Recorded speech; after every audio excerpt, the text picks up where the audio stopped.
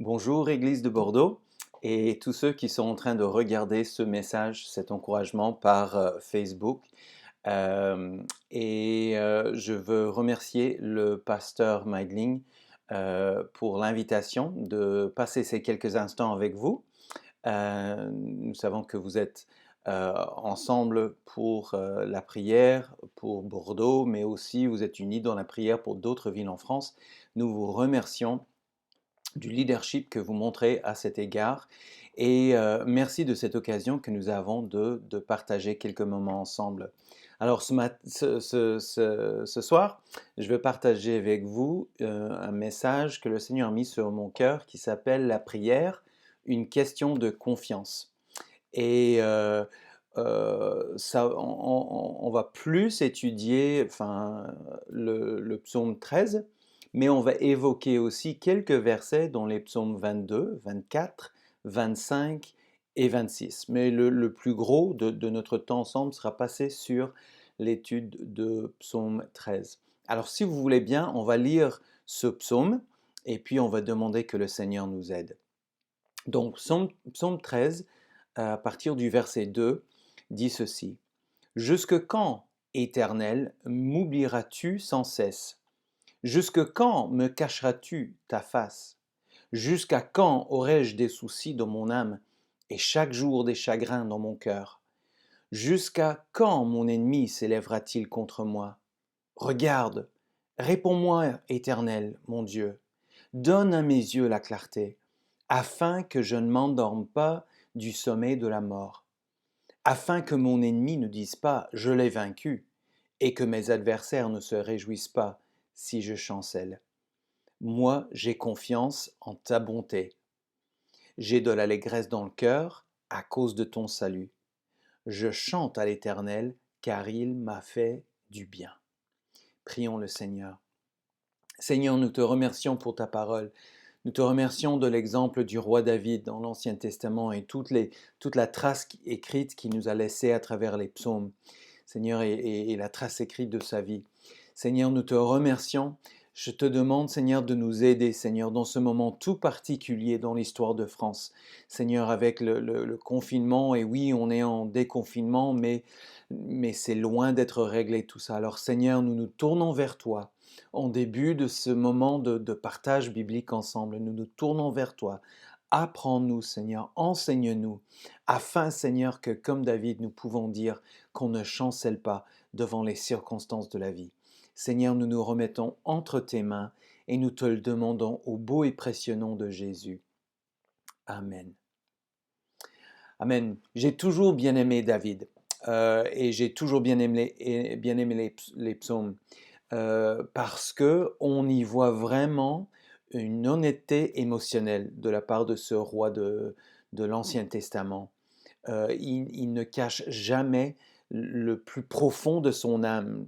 Parfois c'est la tristesse, parfois c'est un sentiment d'abandon, parfois c'est même la colère, l'incompréhension.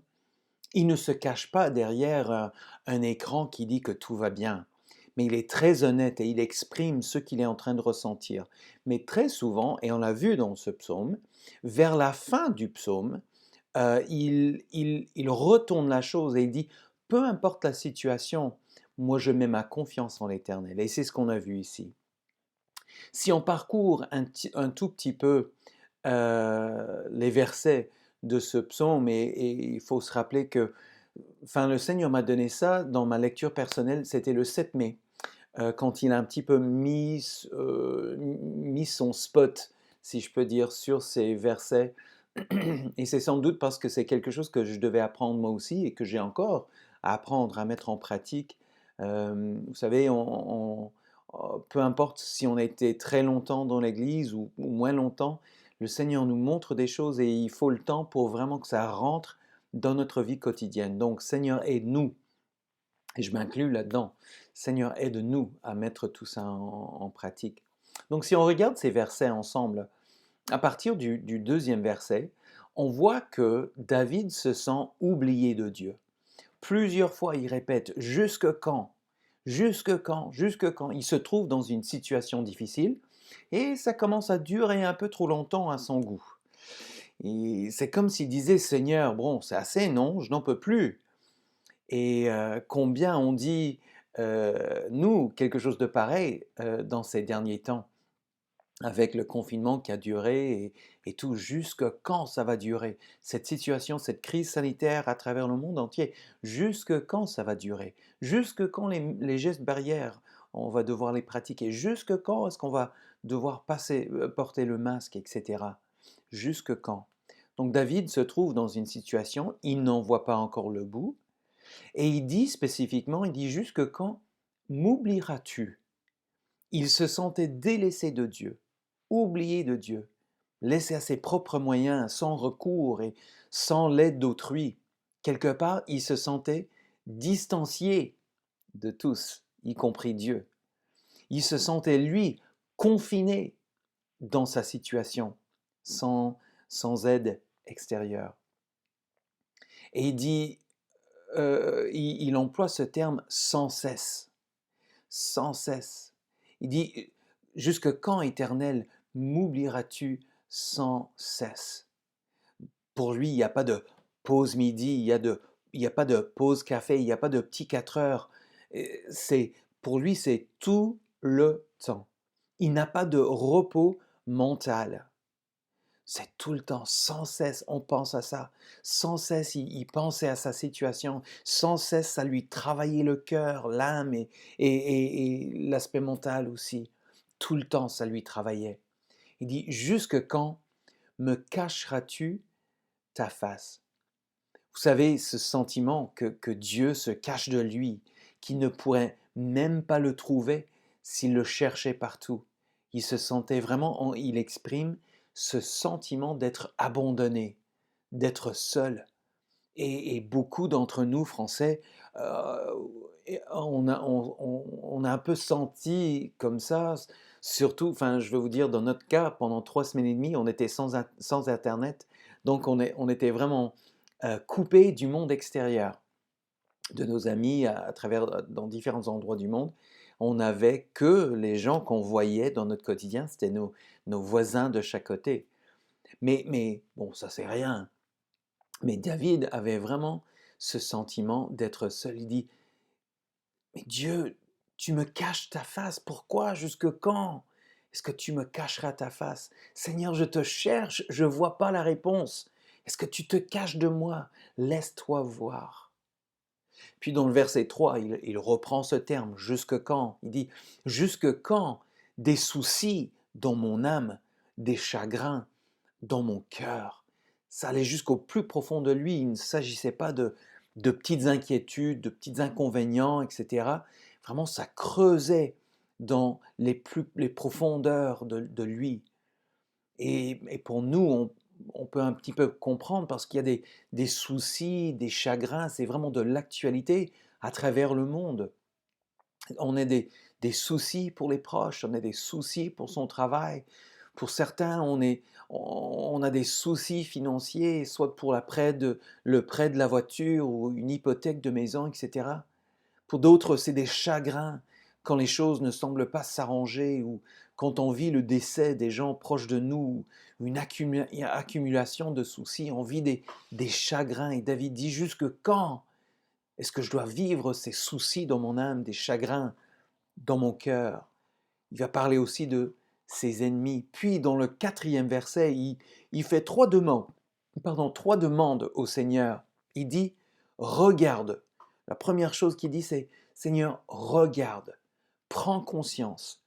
C'est un geste intentionnel qu'il demande de la part du Seigneur. Vous savez, il y a une différence entre le verbe voir et regarder. Voir, c'est quelque chose d'inconscient.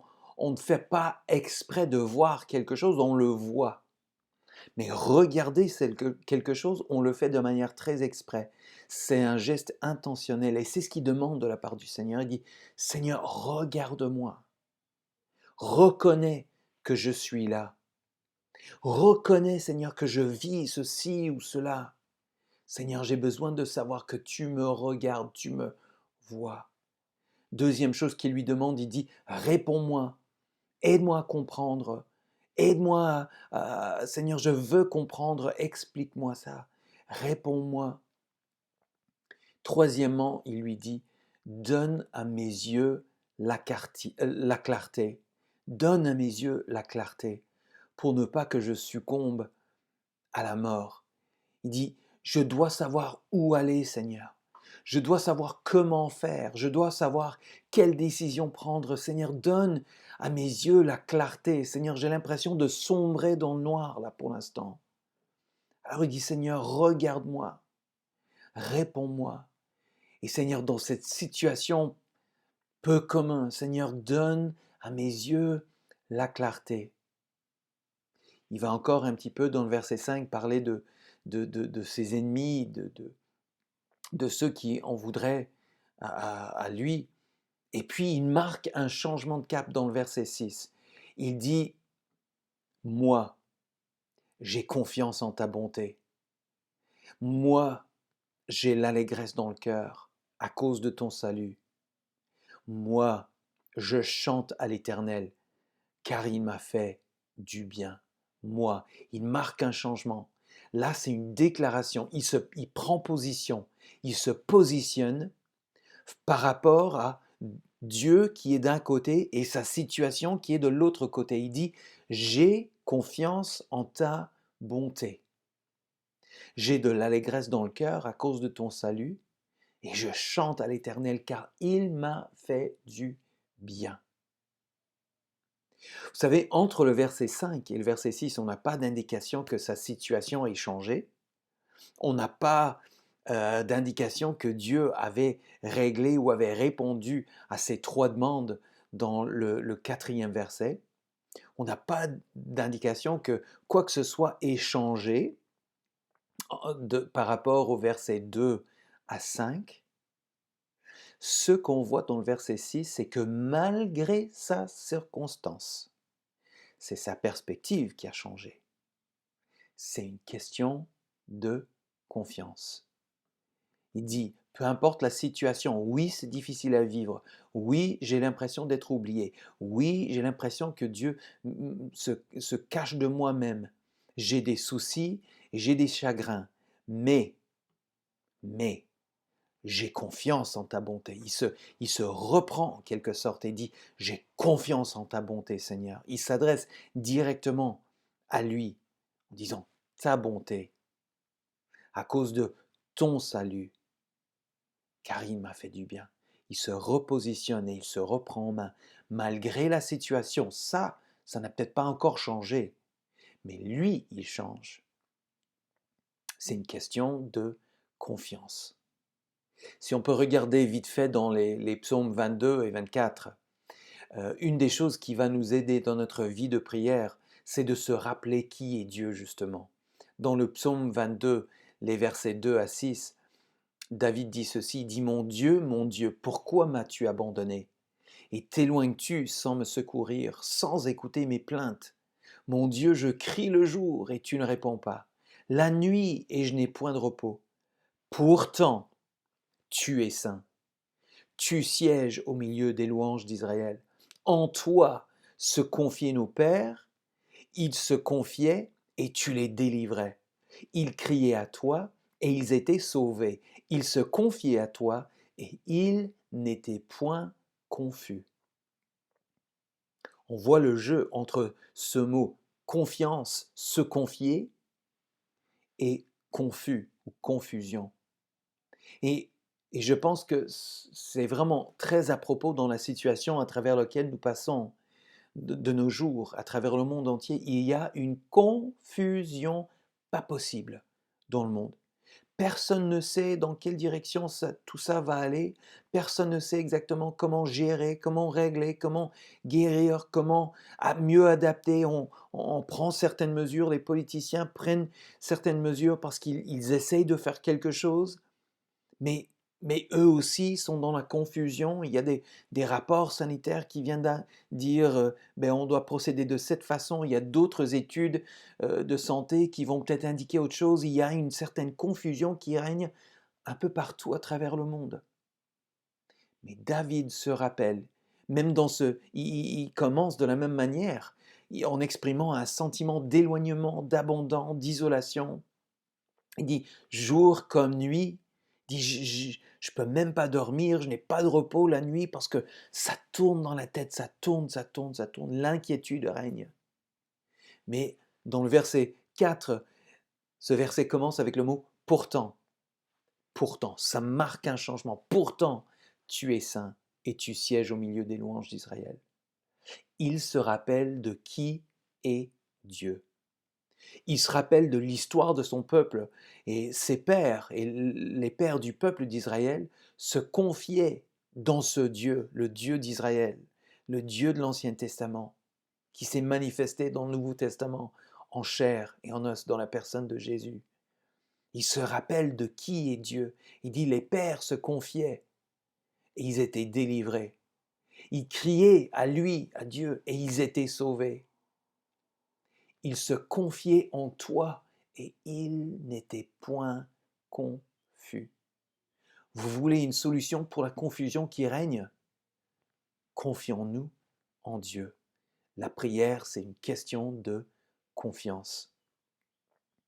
Si on regarde vite fait dans le psaume 24, il est question de qui pourra monter sur la montagne de l'Éternel. Et, et David répond, il donne la réponse. Et puis dans le verset 5, il dit de cet homme, donc qui pourra monter, il dit, il obtiendra la bénédiction de l'Éternel, la miséricorde du Dieu de son salut. Voici le partage de la génération qui l'invoque, de ceux qui cherchent ta face. Il obtiendra la bénédiction de l'Éternel. Ça, c'est le partage de la génération qui l'invoque, qui cherche la face de Dieu, le Dieu de Jacob. La prière, c'est quoi? C'est chercher sa face, c'est chercher sa volonté, c'est chercher sa vision, c'est chercher son interprétation de notre situation. La bénédiction de l'Éternel vient quand on l'invoque, quand on cherche sa face. J'ai mentionné qu'il s'agissait dans ces deux psaumes de se rappeler de qui était Dieu et je ne peux me passer de dire que dans ce 24e psaume, les derniers versets ont été repris dans une des plus belles musiques qui ait eu lieu dans l'histoire de l'homme et c'est l'oratoire Le Messie de Handel. Et on pose cette question, enfin, il lance un défi, dit porte, élevez-vous linteau, élevez-vous, porte éternelle, que le roi de gloire fasse son entrée. Et la question est posée, qui est ce roi de gloire? La réponse, l'Éternel, fort et puissant, l'Éternel puissant dans les combats. Mais qui est ce roi de gloire? L'Éternel des armées, voilà le roi de gloire. La prière et le fait d'avoir de la confiance dans la prière, c'est d'avoir confiance dans l'objet de nos prières, de savoir en qui on met notre confiance. Qui est ce roi de gloire? Qui est l'Éternel qui donne sa bénédiction à la génération qui l'invoquera? C'est l'Éternel fort et puissant, l'Éternel qui est évoqué et invoqué dans la Bible, la parole de Dieu. C'est l'Éternel puissant dans les combats. L'Éternel des armées, voilà le roi de gloire. Si vous l'avez pas, si vous ne connaissez pas cette musique, La Messie de Handel, je vous le recommande parce que c'est magnifique. Dernièrement, enfin en dernier, le psaume 25, quand on parle encore de cette relation entre confiance et confusion, je ne vais pas trop le commenter dans l'intérêt du temps, mais si on regarde les versets 2 à 3, je vais un petit peu sautiller, donc on va lire les versets 2 et 3, 4 et 5, et puis de 16 à 20. Et donc David, c'est un psaume de David, le psaume 25, il dit « Éternel, j'élève à toi mon âme ». Ça, c'est la prière. Il dit « Mon Dieu, en toi je me confie ». Tous ceux qui espèrent en toi ne seront point confus. Ceux-là seront confondus qui sont infidèles sans cause. Et dis, fais-moi connaître tes voies, enseigne-moi tes sentiers, conduis-moi dans ta vérité et instruis-moi, car tu es le Dieu de mon salut, tu es mon espérance. Regarde-moi et aie pitié de moi, verset 16, car je suis abandonné et malheureux. Voilà encore ses sentiments. Il dit, les angoisses de mon cœur augmentent, tire-moi de ma détresse, vois ma misère et ma peine, et pardonne tous mes péchés. Garde mon âme, verset 20, et sauve-moi, que je ne sois pas confus quand je cherche auprès de toi mon refuge. On voit encore ce lien entre le fait de mettre sa confiance en Dieu et la confusion. Si vous vous sentez confus avec tout ce qui se passe autour de vous, crise sanitaire et tout le reste, cherchons auprès de l'Éternel notre refuge. Et toute cette confusion va se mettre de côté. Plus on donne de la place à Dieu. Et finalement, Psaume 26, 1, David dit, je me confie en l'Éternel et je ne chancelle pas. Ça, c'est votre but, ça, c'est notre but, ça, c'est mon but.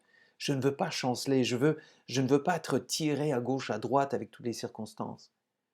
La base, c'est de se confier en l'Éternel.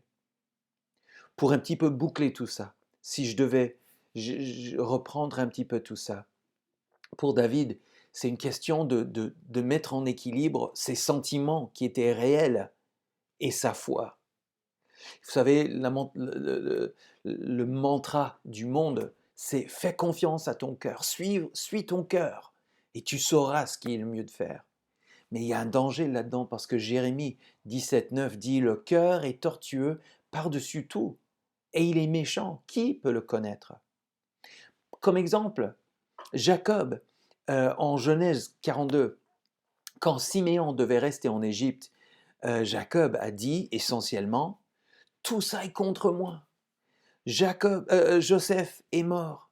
Maintenant, Simeon va rester là et mon plus jeune fils va disparaître. Alors tout ça est contre moi. Ça, c'est ce que son cœur disait. Mais ce que son cœur ne voyait pas, c'est que Dieu était en train de tout mettre en place pour le sauver, Jacob. Alors faisons attention, ne pas donner trop de place à nos sentiments. Nos sentiments sont réels, et il faut les reconnaître pour être sains mentalement et émotionnellement et tout. Mais nos sentiments doivent être soumis à notre connaissance de la parole de Dieu. Il aurait voulu une explication, Jacob, mais le peuple de Dieu n'a jamais vécu par des explications de Dieu, mais par les promesses de Dieu. Parce que ces promesses ne changent pas. Dans le Nouveau Testament, il y a deux aveugles qui sont venus vers Jésus. Il leur a demandé, croyez-vous que je puisse faire cela? Et ils ont répondu dans l'affirmatif. Et la réponse de Jésus, qu'il soit fait selon votre foi. Et il les a guéris. Qu'il soit fait selon votre foi.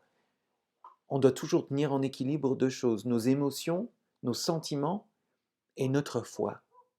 Et quand nos émotions voudraient nous emporter loin dans nos pensées, c'est là où notre foi est comme un point d'attache pour nous garder attachés à l'ancre, au lieu sûr, à la quai. Et la prière, c'est une question de confiance. La prière, c'est un acte de foi. Où plaçons-nous notre confiance? En qui plaçons-nous notre foi? Dans cette situation, les paroles de David résonnent particulièrement. Il dit « Je me confie en l'Éternel, je ne chancelle pas ». C'est cette confiance qui doit alimenter notre prière, surtout dans des moments comme ceux dans lesquels nous vivons actuellement. Je me confie en l'Éternel et je ne chancelle pas.